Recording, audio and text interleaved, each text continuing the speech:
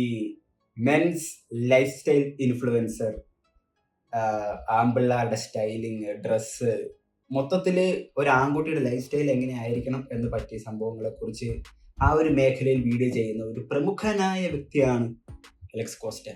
അപ്പോൾ പുള്ളിയുടെ ഏറ്റവും പോപ്പുലർ ആയിട്ടുള്ള ഒരു വീഡിയോ ആണിത്, healthy hair tips four men. അപ്പോൾ അതിന് നമുക്ക് റിയാക്ട് ചെയ്യാം. എങ്ങനെയുണ്ട് ഇതിൻ്റെ അകത്തെ ഈ വീഡിയോസ് എന്ന് നമുക്ക് നോക്കാം.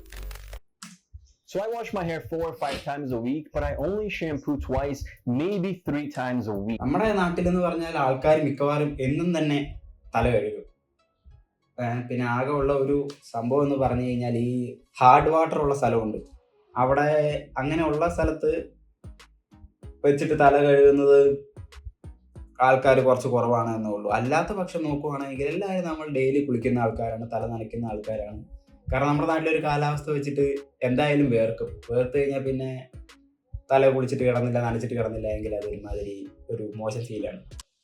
100% ഞാൻ യോജിക്കുന്നു.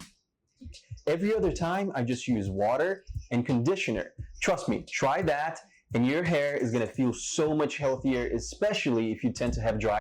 പുള്ളി വാട്ടറും കണ്ടീഷണറും ഉപയോഗിക്കുന്നു പറഞ്ഞു. ഈ കണ്ടീഷണർ പകരം നമുക്ക് നാച്ചുറലായിട്ട് ഉപയോഗിക്കാവുന്ന ഒരു കണ്ടീഷണർ ഇഷ് എഫക്റ്റ് തരുന്ന ഒരു സംഭവമാണ് ഓയിൽസ് അഥവാ എണ്ണകൾ. കോക്കനട്ട് ഓയിൽ ആണ് നമ്മുടെ നാട്ടിൽ ഏറ്റവും അവൈലബിൾ ആയിട്ടും കോമൺ ആയിട്ടും ഉള്ളത്.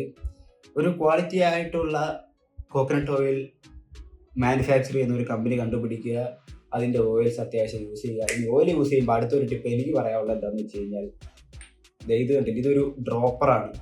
ഇതൊരു സിറത്തിൻ്റെ ഒരു ബോട്ടിലാണ്. ആ സിറം തീർന്നു. അപ്പോൾ ഞാൻ അതിൻ്റെ അകത്ത് വെറുതെ വെളിച്ചെണ്ണ എടുത്ത് വെച്ചിരിക്കുകയാണ്. കാണാമോ എന്നെനിക്ക് പ്രതീക്ഷിക്കുന്നു. അപ്പം ഈ സാധനം നമുക്ക് വേണമെങ്കിൽ ഈ കറക്റ്റായിട്ട് ഓയിൽ ഒട്ടും നഷ്ടം വരാത്ത രീതിയിൽ ഉപയോഗിക്കാൻ പറ്റും. കാരണം ഓരോ ഡ്രോപ്പ് വെച്ച് നമുക്ക് കൃത്യമായിട്ട് നമുക്ക് എന്തോരം വേണോ അതനുസരിച്ച് നമുക്ക് ഈ ഡ്രോപ്പർ ഉപയോഗിച്ച് ഇങ്ങനെ കൺട്രോൾ ചെയ്ത് ഉപയോഗിക്കാൻ പറ്റും. അപ്പോൾ അതുകൊണ്ട് ഇങ്ങനത്തെ ഒരു സംഭവം ഉണ്ടെങ്കിൽ അതും കൂടി എടുത്തിട്ട് നമുക്ക് വേണ്ട എണ്ണ ഇതിൻ്റെ അത് സ്റ്റോർ ചെയ്ത് വെച്ച് കഴിഞ്ഞാൽ നോർമലി തീരും പോലെ അത്ര പെട്ടെന്ന് തീരത്തില്ല. മറ്റേതാണെങ്കിൽ ആ ബോട്ടിൽ എടുത്തിട്ട് നമ്മൾ രാവിലെ കുളിക്കാൻ നേരത്ത് ചെറുതായിട്ടും ചെരിക്കുമ്പോൾ ആ ചെരിക്കുന്നതിൻ്റെ അളവ് കൂടിപ്പോയി കഴിഞ്ഞാൽ കയ്യിൽ മൊത്തം എണ്ണയാവും. പിന്നെ അത് നമ്മൾ തലയെ തേക്കുന്നു, ബാക്കിയൊക്കെ ദേഹത്തൊക്കെ തേക്കുന്നു, വെറുതെ വേസ്റ്റ് ആവും. അപ്പോൾ പൈസ നഷ്ടമാണ്. ആവശ്യമില്ല. ഇങ്ങനത്തെ ഒരു സംഭവം ഉണ്ടെങ്കിൽ ഡ്രോപ്പർ മേടിക്കുക. ഈസി ആയിട്ട് നമുക്ക് എക്സാക്റ്റ് ആയിട്ട് എന്തോരം വേണോ നമുക്ക് കൺട്രോൾ ചെയ്യാം, ഉപയോഗിക്കാവുന്നതാണ്. Tip number 2, don't be aggressive.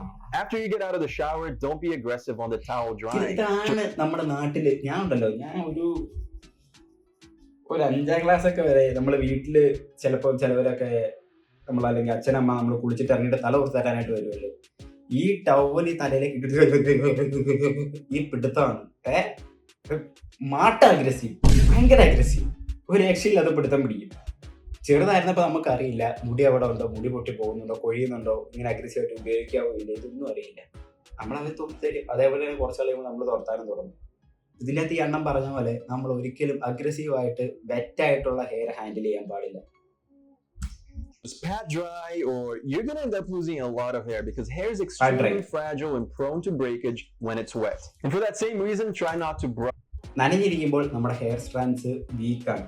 അവന്മാരത്ര ടക്ക് ഇങ്ങനെ പറഞ്ഞു പോരും. അപ്പോൾ വീക്കായിട്ടിരിക്കുന്നവന്മാരെ നമ്മൾ ഭയങ്കര ഭയാനകമായി വലിക്കാനും ഇങ്ങനെയൊക്കെ കാണിക്കാൻ നോക്കിക്കഴിഞ്ഞാൽ അത് വിഷയം. ഓക്കെ, അതുകൊണ്ട് നൈസായിട്ട് പാറ്റർ ചെയ്ത് പയ്യെ ഒപ്പി എടുക്കുക, പയ്യെ വെള്ളം റിമൂവ് ചെയ്യുക. അതാണ് ഏറ്റവും നല്ല പരിപാടി. Brush your hair when it's wet because this right here. Don't brush your hair when it is wet. Same കാരണം തന്നെ. വെറ്റ് ആയിരിക്കുമ്പോൾ ഹെയർ വീക്കാണ്. അപ്പോൾ നമ്മൾ ചുമ്മാ എടുത്തിട്ട് ചീപ്പ് എടുത്തിട്ട് വലിച്ച് ചെയ്യാൻ നിൽക്കല്ലേ. Will tug and pull and that would be bad. Instead, if you really have to, you can use a wide tooth comb and this will do the job. ഇനി നിങ്ങൾ മുടി ചീകുന്നുണ്ടെങ്കിൽ കണ്ണം കാണിച്ചേക്കും പോലെ ആ പല്ലുകൾ തമ്മിൽ അത്യാവശ്യം അകലമുള്ള സൈസ് ചീപ്പ് നമ്മൾ എടുത്തിട്ട് ഉപയോഗിക്കുക. അതാകുമ്പോൾ വലിയ ആ ഒരു പിടുത്തം വരില്ല. നമ്മളിങ്ങനെ ചീപ്പോണ്ട് ഇങ്ങനെ പയ്യെ ചീക്കി കഴിഞ്ഞാലും ആ മുടി അതിനകത്തുള്ള കയറി ഇറങ്ങി പൊക്കോളും. നോട്ട് ചെയ്യുക, അഗ്രസീവ് ആകരുത് നമ്മൾ ഒരിക്കലും.